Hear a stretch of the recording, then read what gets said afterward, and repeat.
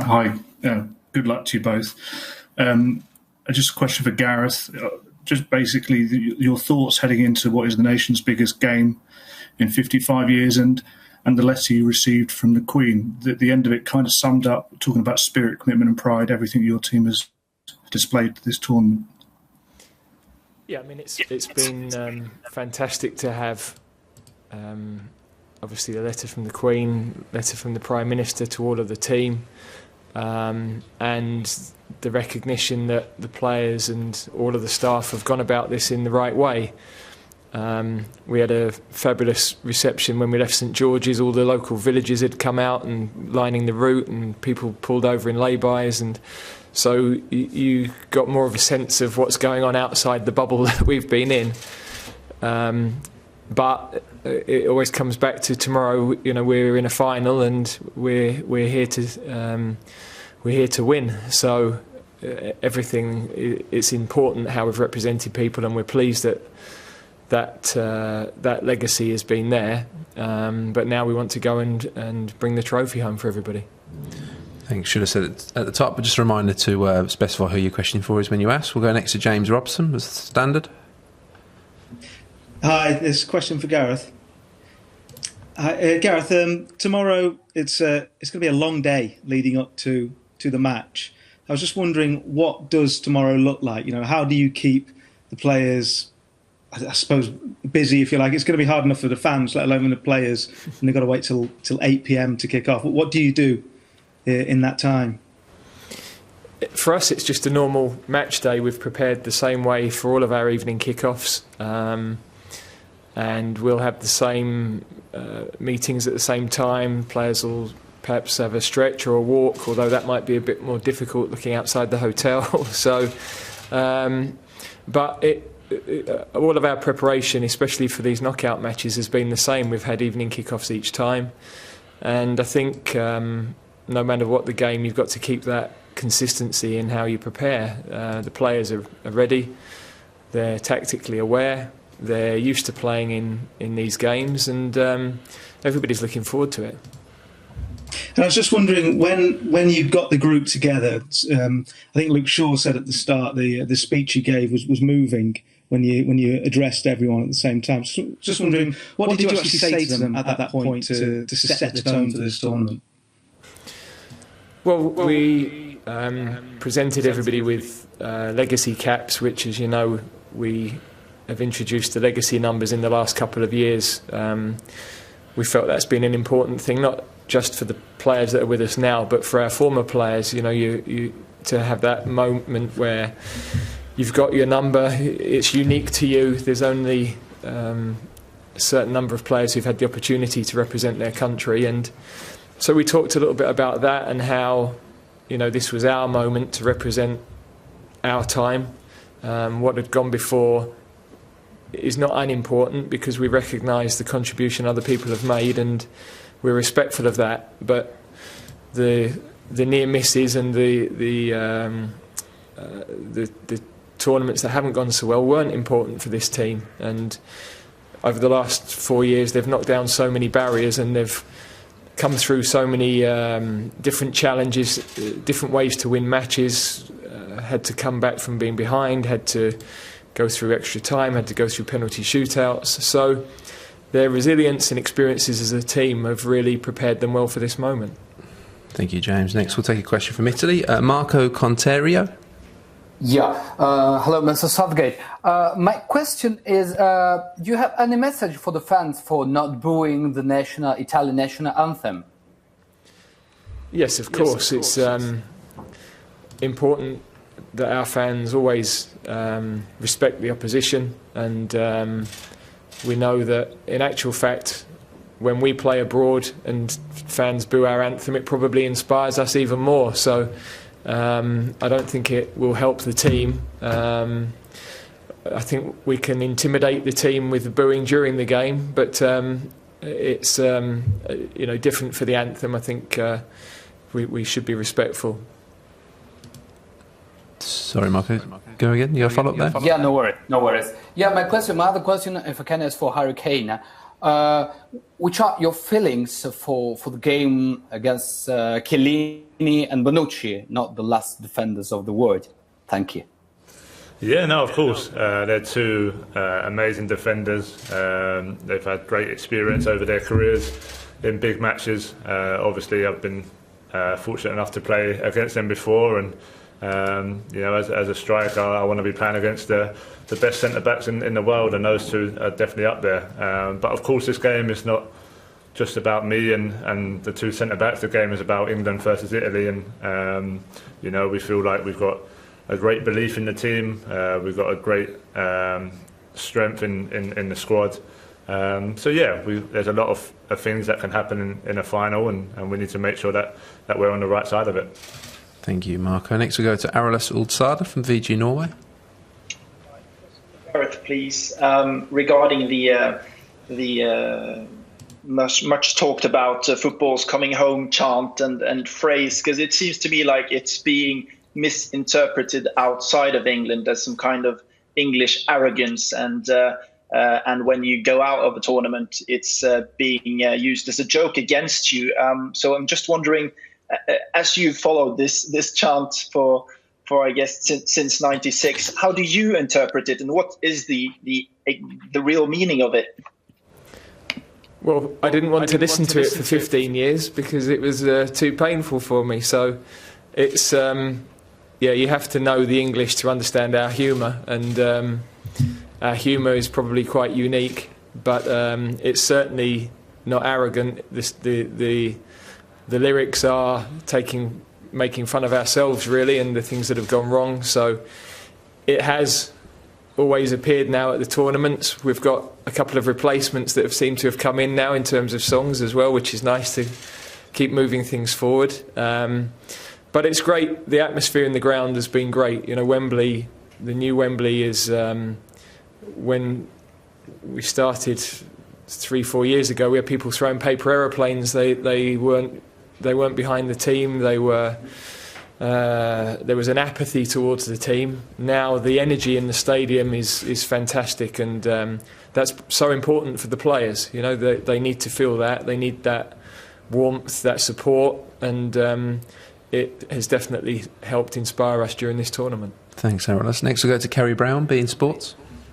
A question to you first, Gareth. Jeff Hurst has likened your leadership to the leadership of Sir Alf Ramsey. The Queen has just sent you a message far too early on in your years. I'm wondering how you are dealing with reaching an England final, because the whole nation are trying to get their head around it. I think, we're very calm.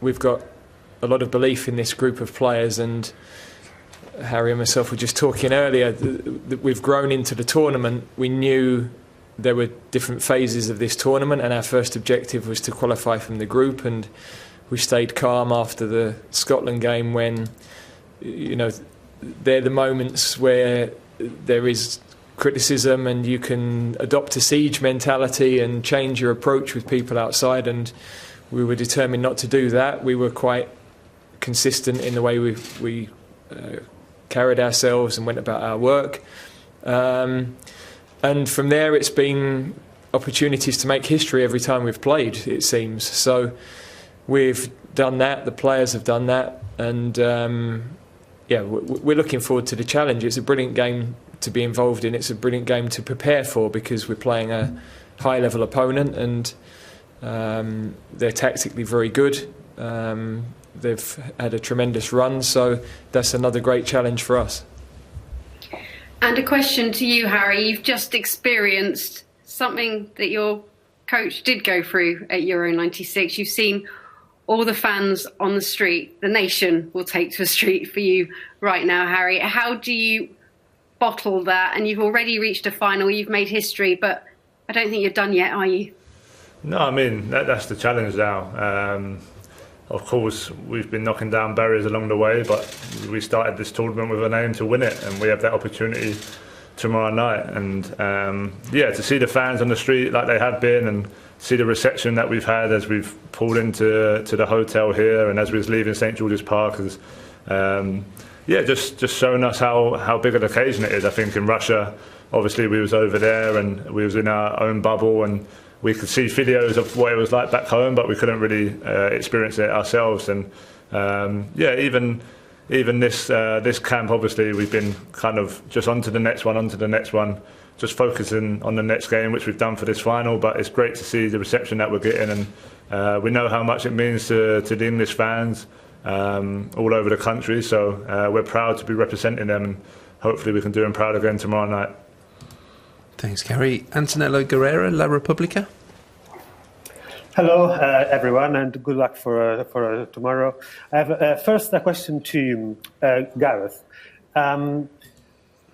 What concerns you most? I mean, of Italy, maybe Chiesa, where he's in a great form recently, or more the midfield? Because how much are you concerned about these three, Jorginho, Barella, and the others, against two maybe the least experienced players in your team, which are Rice and Phillips?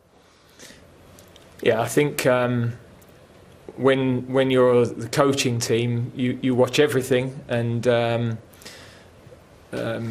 you have to decide the most important information for the players and not flood them with too much. Try and adapt the game to our strengths. Try to highlight the potential weaknesses in the opponent. So, of course, there are fantastic players all through the Italian team. They have a good tactical plan, experienced coach, and an amazing record over the last 30 games. So we're very aware of that. But players like our two midfield players, they've played beyond their experience in this tournament, and they've already played against Luka Modric, Toni Kroos. So they've had to adapt to these types of midfield players with great European experience, and they've done that brilliantly. We're different, we have our own strengths, we have our own style of play, which is geared towards the strengths of our own players, and that's the beauty of football, that every team has different strengths, and we've tried to play to ours and adapt our game to our strengths, and we need to do the same tomorrow. And I have a question for Harry as well. Harry, as a captain, how different is the eve of this incredible game, especially for you and your mates? I mean, after 55 years, and we all know that. I mean, how different is from other games, and how do you prepare all to face this incredible challenge? Yeah, if I'm totally honest, we've gone through the same preparation as we have done the last few games. We've had the same amount of time in between in terms of to recover and to prepare and to work on the training field. So soon as the game finished in the midweek, it was just full focus onto this one, and we went through the same strategies and the same routine that we'd gone through before. So of course there's an extra level of excitement and anticipation, but that's all part and parcel of playing in major football. So a lot of us have played at the highest level in our club careers. A few of us obviously had the opportunity in the World Cup a few years ago. So it's just about staying calm, staying as relaxed as you can, and just look forward to being out there and enjoying the moment as much as you can. Okay, next to Marcello Courage, TV Globo. Hi there, first one for Harry. In the past, Harry... Connection issue there. We'll jump to James Ollie at ESPN. Hello, you got me? Yes, we have, yeah. Can you hear me? We can, yeah. Yeah. One for Harry, if I can. You said earlier in the tournament, Harry, that you were trying to sort of peak in the latter stages, sort of contrasting that to Russia. Can I just ask how you've actually gone about that? Have you done something differently behind the scenes to sort of try and peak in those latter stages? Yeah, I mean, obviously, don't get me wrong, I'd have loved to have scored 3 or 4 goals in the group stage and got off to a fantastic start and gone on from there. But it was more probably about the energy. I felt like in the World Cup, Obviously, it was such an amazing start. Starting with Tunisia, scoring last minute, a lot of energy after that game was used in terms of the emotion and everything like that. And then Panama, the same. We had an amazing game. I scored a hat-trick, and again, there's a lot of talk, a lot of mental energy. So Colombia was the same, and not just physically. I felt like mentally maybe just lost a little bit towards the latter stages. So going into this one with a bit more experience, it's just about not getting too carried away, whether I score or don't score. Obviously we was winning games, which was the most important thing. So it's just about just staying in the moment, not getting carried away, just knowing that as a player and as a team, we're on the right track. And thankfully it's worked out pretty well. But I guess that's all part of the learning curve of playing in major tournaments and gaining that experience. So hopefully I've got enough left to finish the job tomorrow. Thanks, James. Marcello, we have you back, so we'll try again. Okay, so Harry, first question to you. In the past, before big matches like these, football teams used to do these mind games to scare the opponent. But this English team brings such a humbleness in the narrative that it seems odd to do something like this. Do you fear being too friendly to your opponents in a final like this?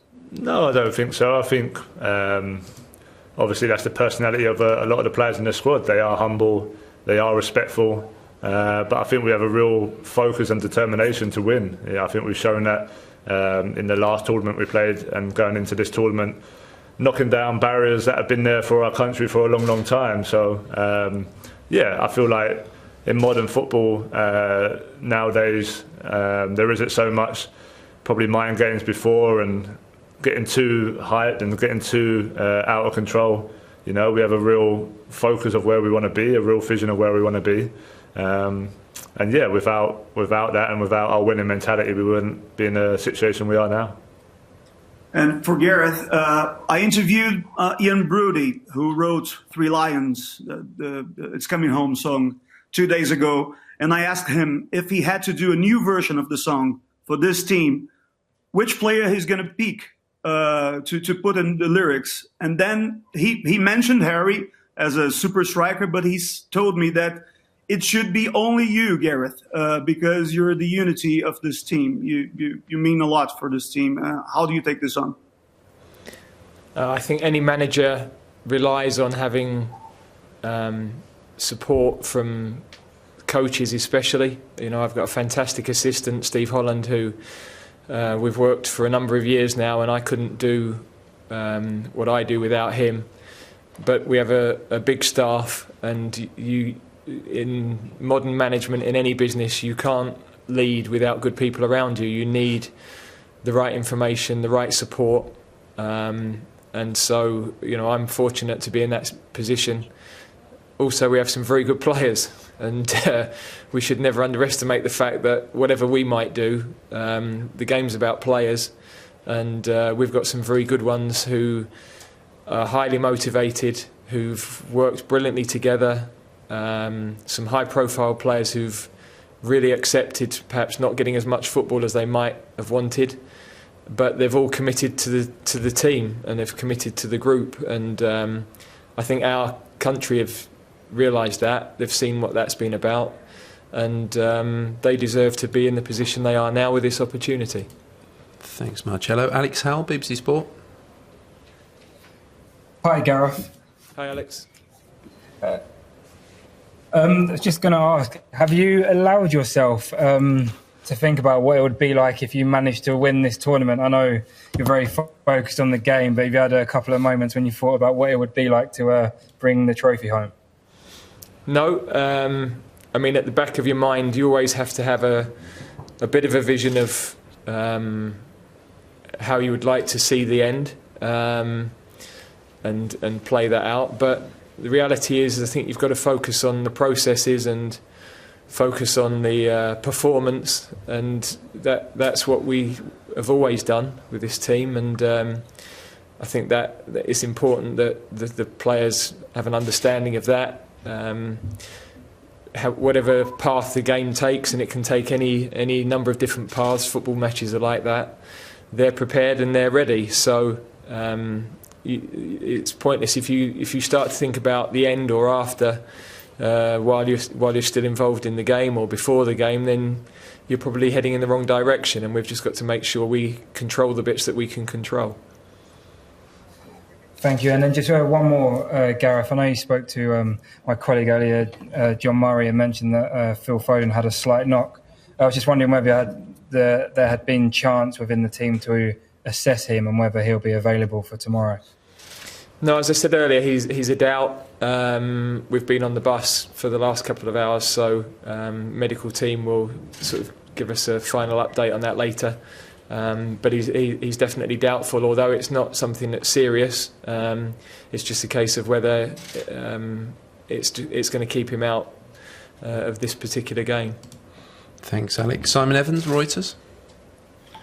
Hi, Gareth. Obviously, this being a final, it's logical that this is the strongest team you're going to face in this tournament.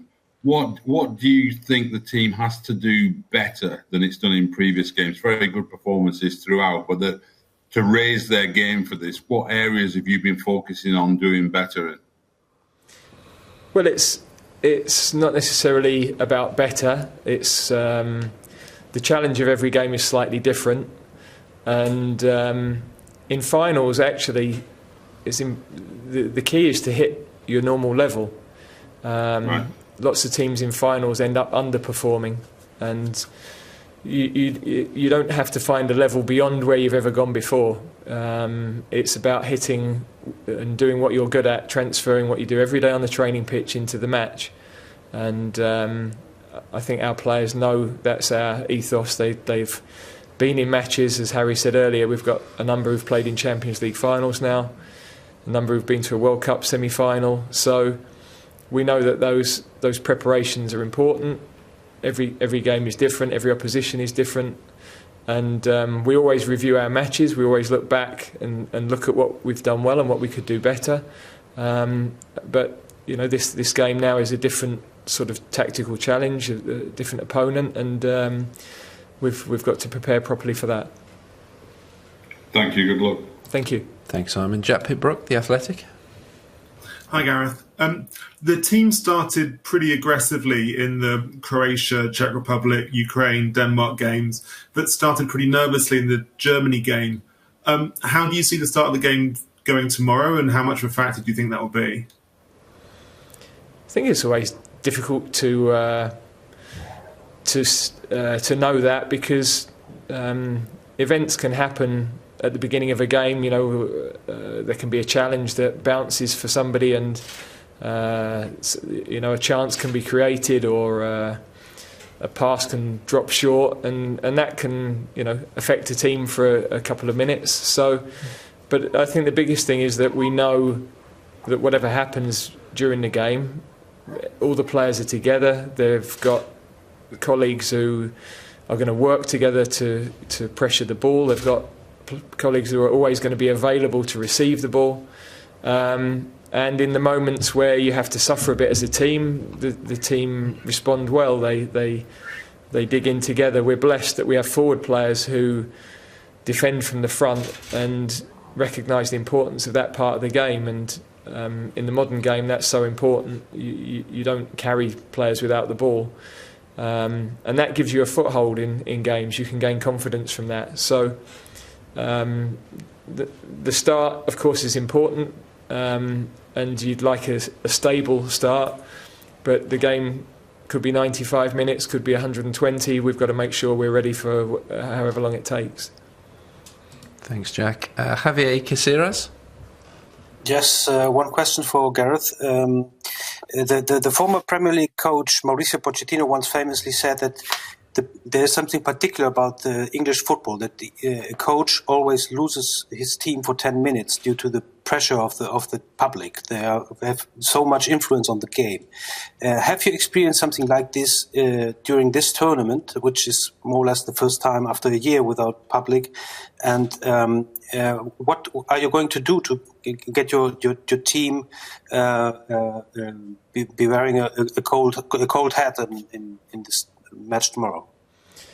Yeah, it's important for us. We've talked to the players for years about the importance of discipline on the field, staying calm if we concede, which we knew we wouldn't go the whole tournament without conceding, and in the semi-final we responded really well to that moment.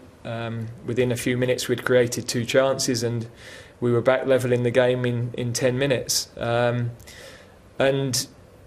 I think that's key. The players know, especially the players that have been with us a long time, that yes, the atmosphere around you can be intense, but you've got to keep your focus on the parts that you can control and not be distracted by things, not lose heart when things are going against you. They're the moments you have to dig in, and we've got a lot of leaders who are growing in the group.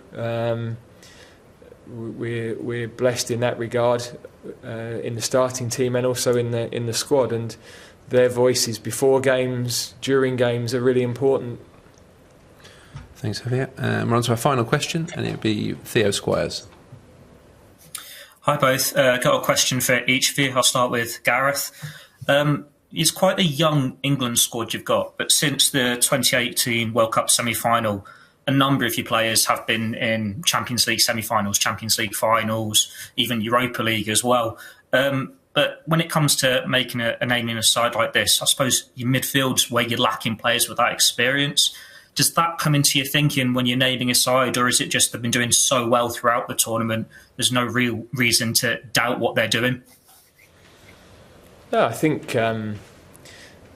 there are benefits to having experience of big matches, and sometimes there's benefits for it all being fresh and exciting and new. And you know, Declan and Calvin in particular have adapted so well to that challenge. As I said earlier, they've already played against some outstanding midfield players in this competition, so we've got trust in all of our players. That's why we've selected them. We've known that in any situation we'd be happy to put any of them on the field. We've put some really young players into matches that had a high profile, potentially quite a lot of tension and pressure. They've all dealt with that really well, and we've had some senior players coming back from injury that have contributed, really importantly as well. So this effort has been about the whole squad, and that will continue into tomorrow. Now for Harry, you've been part of this journey pretty much ever since the beginning. Obviously, you're England captain, you're part of that semi-final, and you're one of the players to have played in semi-finals and finals since then. But you've also got a number of your teammates who are club captains for their respective sides, like you think of Jordan Henderson, Maguire, Connor Cody, Jack Grealish. How important is that to the group, having these leaders and having these players who have played semi-finals and finals going into this game? Yeah, that's a massive strength of ours as a squad, I feel, as the captain, it's not an easy job, but it's definitely made easier when you have them types of leaders around you, because it's not just one voice. We have many voices, like the manager said, that help out during games, after games, before games, and that's a huge part of a successful team. So of course we wouldn't be where we are without all those players, and I think they've given a real good vision for the younger players in the squad as well. And every big game that you play, you want as much experience as possible, and like I said, we definitely have that. So it's going to play an important role, obviously tomorrow, and the future of this team as well. Okay, everybody, that concludes this evening's media conference. Thank you for joining us. Thank you. Thank you. Goodbye.